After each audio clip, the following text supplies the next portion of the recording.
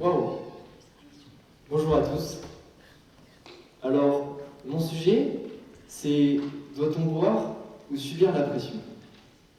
Ce qui est un peu ironique, parce que là, je suis devant vous, et le seul qui subit la pression, c'est moi. Et pas besoin d'alcool pour le coup. Mais trêve de plaisanterie. Mesdames, messieurs du jury, cher public, ne trouvez-vous pas qu'il existe une certaine pression subie par les non-buveurs? Allez, juste un verre.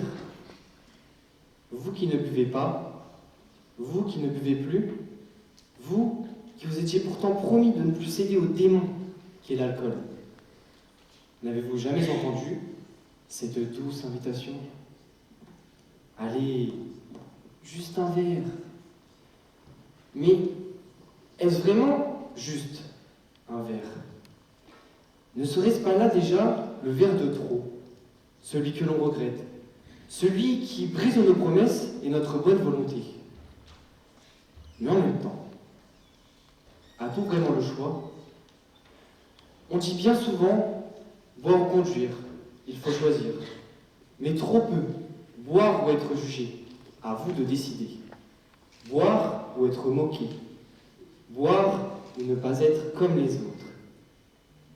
Mais devant la peur d'être exclu, retenu, reclus dans la case des gens ennuyeux, bien souvent, ce sera boire pour ne pas subir la pression.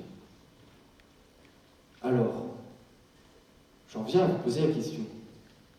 Doit-on boire ou subir la pression? Certains pensent que l'on ne peut pas se passer d'alcool.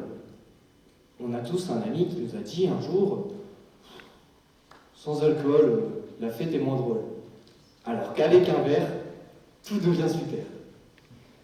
Mais face aux gens qui pensent de la sorte, quel comportement adopter? Doit-on respecter nos valeurs et rester éloigné de la liqueur? Ou bien s'abandonner à ses péchés, quitte à ne plus se souvenir de cette soirée? Alors, j'en conviens, cette question est fort compliquée. Quoiqu'on pourrait être tenté de se dire que, par la seule force de notre bonne volonté, on surpassera la pression qui nous pousse à s'alcooliser. Mais malheureusement, je n'en suis pas si sûr. Car l'ennemi auquel nous faisons face est de taille. 20 cm. 20 cm en moyenne pour une pinte. Mais comment peut-on résister? Et puis, la bière avec les cacahuètes. C'est irremplaçable. Des cacahuètes, sans une bonne bière fraîche à côté, c'est un peu comme nos cours de maths. Franchement, j'ai pas compris le concept. Un certain poète aurait dit « L'alcool est une solution temporaire pour un désespoir permanent. » Mais, cher public, finalement, ne serait-ce pas l'alcool, ce désespoir permanent dans nos vies? L'alcool, cette bête noire tapie au fond de nos têtes et dans les bars le jeudi soir, vidant nos comptes bancaires lorsqu'on souhaite juste se vider l'esprit, nous poussant à l'insomnie, prêts à rester dans notre main jusqu'à la fin de notre vie. Tout cela parce qu'un jour, on nous a dit qu'il ne fallait pas passer à côté de sa jeunesse. Mais je m'égare, pardonnez-moi. Nous, les GEA, sommes de futurs banquiers, pas des philosophes. Et connaissant notre promo, l'alcool est un sujet bien mieux compris que les normes comptables. Si on était aussi bon en comptabilité que pour traquer, assurément, nos notes seraient bien plus élevées.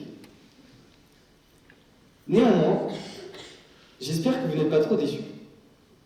Au vu de mon sujet, je comptais faire une ode à l'alcool.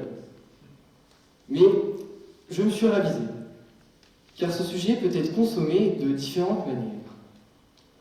En effet, j'aurais voulu vous dire que l'alcool est un breuvage divin qui élève nos esprits.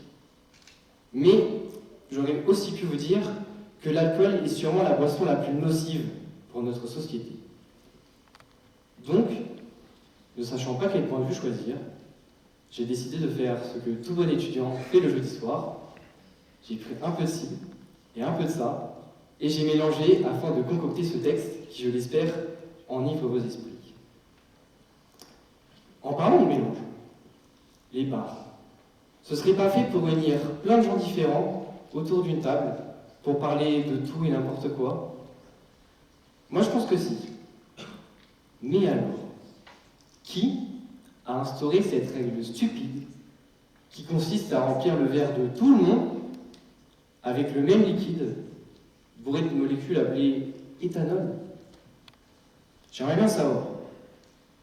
Alors, bon, j'admets que les discussions qu'on a après avoir bu quelques pichets de cette boisson appelée embuscade sont peut-être un petit peu plus profondes que si on avait bu de l'eau. Mais je vous pose la question. Est-ce qu'on peut vraiment pas discuter, s'amuser avec des buveurs de grenadine? Eh bien, encore une fois, moi je pense que si. Mais plus sérieusement, l'alcool est une addiction. Certains se battent pour s'en sortir. Alors, mes très chers amis buveurs, ne soyez pas ceux qui brisent leurs ambitions. Soyez ceux qui les aident. Soyez ceux qui les supportent. Soyez ceux qui les comprennent.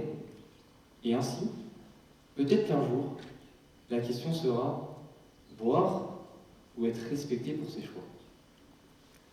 Alors voilà, très chers jeunes. J'espère que vous avez apprécié sans modération mon discours. Ce soir, je trinquerai en votre santé. Et en ce qui me concerne, ce sera tout. Merci de m'avoir écouté.